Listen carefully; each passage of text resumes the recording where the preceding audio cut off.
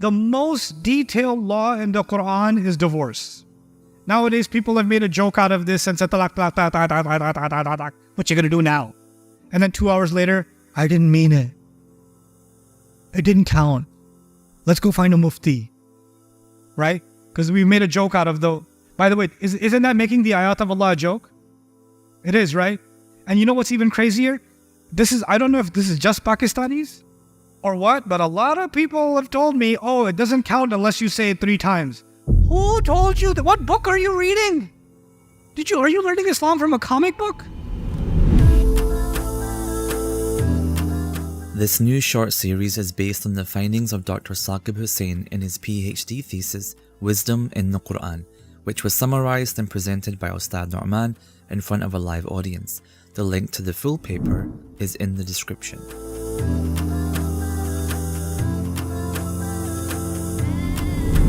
Now, this is now our final section, and this is where we're going to spend quite a bit of time. I explained already to you the difference between law and wisdom in the last session, right? Law is black and white, and wisdom is kind of situation by situation. But now we have to combine the two of them. We have to actually look at the two of them together. You might not know this, but the laws in the Quran, the one law in the Quran that is talked about in more detail than any other law, and I'm not talking about worship, I'm talking about a law that has people's dealings, mu'amalat. The most detailed law in the Quran is divorce. There's no law that Allah talks about in more detail in the entire Quran than He does about divorce. If somebody asks the question, what does the Quran say about a happy marriage? There's like 2 ayahs. And then if you ask, what's the Quran say about divorce? There are several pages and then a surah on top of that and then other references. Why? And the Quran is silent on relationship advice. Except very little. This is the ayah of Surah Al-Rum, is the ayah some little bit of hints in the ayat of Ramadan. There's bits and pieces here and there. But the majority, when you talk about divorce, oh my God. You know why? It's as if, and here's the principle, وَيُعَلِّمُكُمْ مَا لَمْ تَكُونُوا تَعْلَمُونَ. Allah teaches you what you couldn't possibly learn yourself or know yourself. Which means Allah knows that you know how to have a good relationship. You don't need some outside help to figure out how to have a good marriage. But what you don't know how to do is to have a peaceful divorce. That you don't know. You know how to keep things good, but you don't know how to handle the situation when things go bad. That you couldn't figure out yourself. There, I will give you exhaustive explanation. And so Allah gives exhaustive explanation about what should happen when somebody's getting divorced. And the thing is, these are, you can call them the laws of divorce. So this part of the Quran is kitab, isn't it? It's kitab. We're going to look at a little bit of that. I mean, we can't go through all of that because it's huge. It's a very big subject. But I'm going to show you just one small sampling of it. At-talaqu marratan. This is not a full-on tafsir, it's very brief commentary, okay? When a man and a woman are married, then a man can pronounce his divorce and still be able to take her back twice. That can happen at 2 occasions, 2 separate occasions. Nowadays, people have made a joke out of this and said, "Talaq, talaq, talaq, talaq, talaq, talaq, talaq, talaq. What you gonna do now?" And then 2 hours later, "I didn't mean it. It didn't count. Let's go find a mufti." Right? Because we made a joke out of the... By the way, isn't that making the ayat of Allah a joke? It is, right? And you know what's even crazier? I don't know if this is just Pakistanis or what, but a lot of people have told me, "Oh, it doesn't count unless you say it 3 times. Who told you that? What book are you reading? Are you learning Islam from a comic book? This is psychosis. Allah says reversible divorce can happen on 2 occasions. You can end the marriage, that it's still reversible on 2 occasions. Then He says, listen carefully, فَإِمْسَاكٌ بِمَعْرُوفٍ. Then after that happens, any one of those, He says, "I divorce you," and then he thinks about it, they talk about it, and He says, "You know what, let's try again." He says, then take back, hold on to the marriage, but hold on to it with decency. Hold on to it with dignity, with goodness. Now, holding on to it with goodness, let me ask you, does that sound like law or wisdom? Immediately after the law, Allah switched over to what? Wisdom. Because I cannot check if I'm taking back for good intention, in a good way or not. That's not something the law can judge. Not directly. أو تسريح بإحسان, or let go beautifully. He says, let go what? Beautifully. Quran is saying that. Quran is saying that. You know, when divorce happens, it gets really ugly, right? And now Allah is telling you, listen, you don't know how to handle this situation. I'm telling you, do everything you can to let go in a way that is beautiful. And what happens a lot of times is one person fears Allah and says, I want to let go in a way that's beautiful. The other one says, let me see how I'll show you beautiful. Right? أو تسريح بإحسان. Then he says, وَلَا يَحِلُّ لَكُمْ أَن تَأْخُذُوا مِمَّا آتَيْتُمُوهُنَّ شَيْئًا.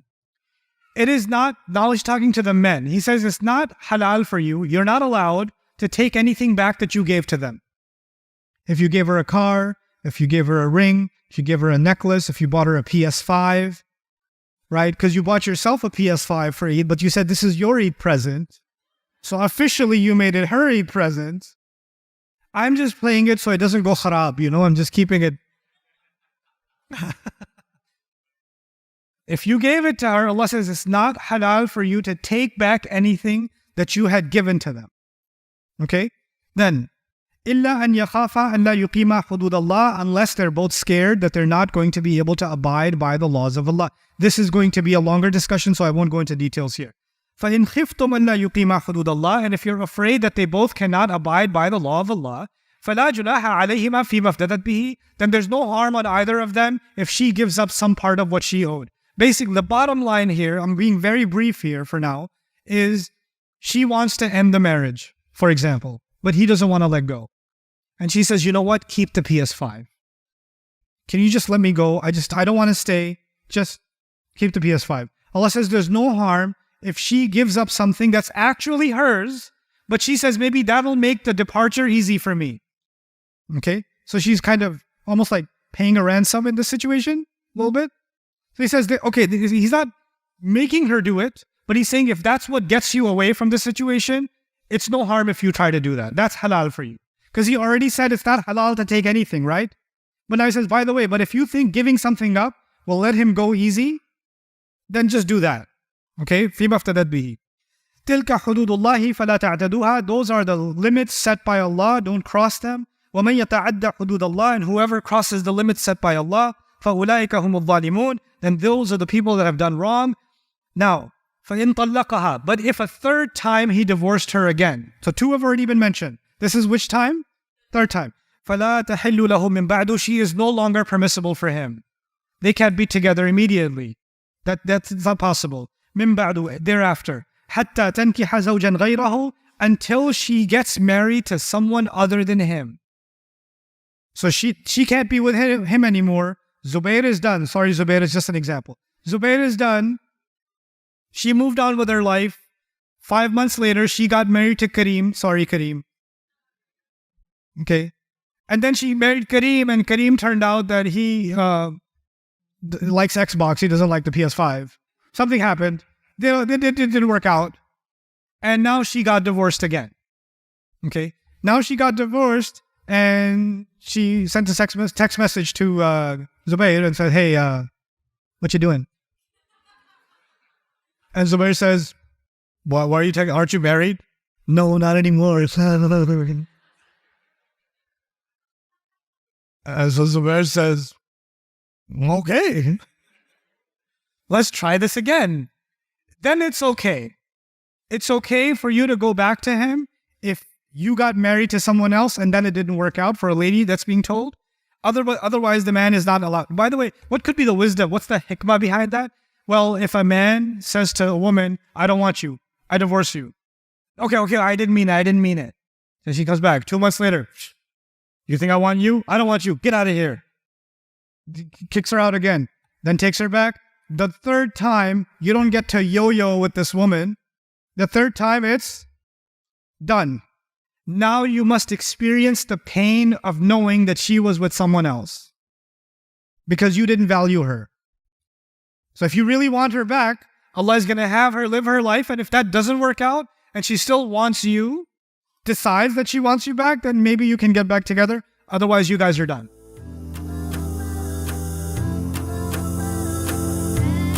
I hope you guys enjoyed that video clip. My team and I have been working tirelessly to try to create as many resources for Muslims to give them first steps in understanding the Quran all the way to the point where they can have a deep, profound understanding of the Quran. We are students of the Quran ourselves, and we want you to be students of the Quran alongside us. Join us for this journey on bayinatv.com, where thousands of hours of work have already been put in. And don't be intimidated, it's step by step by step, so you can make learning the Quran a part of your lifestyle. There's lots of stuff available on YouTube, but it's all over the place. If you want an organized approach to studying the Quran beginning to end for yourself, your kids, your family, and even among peers, that would be the way to go. Sign up for bayinatv.com.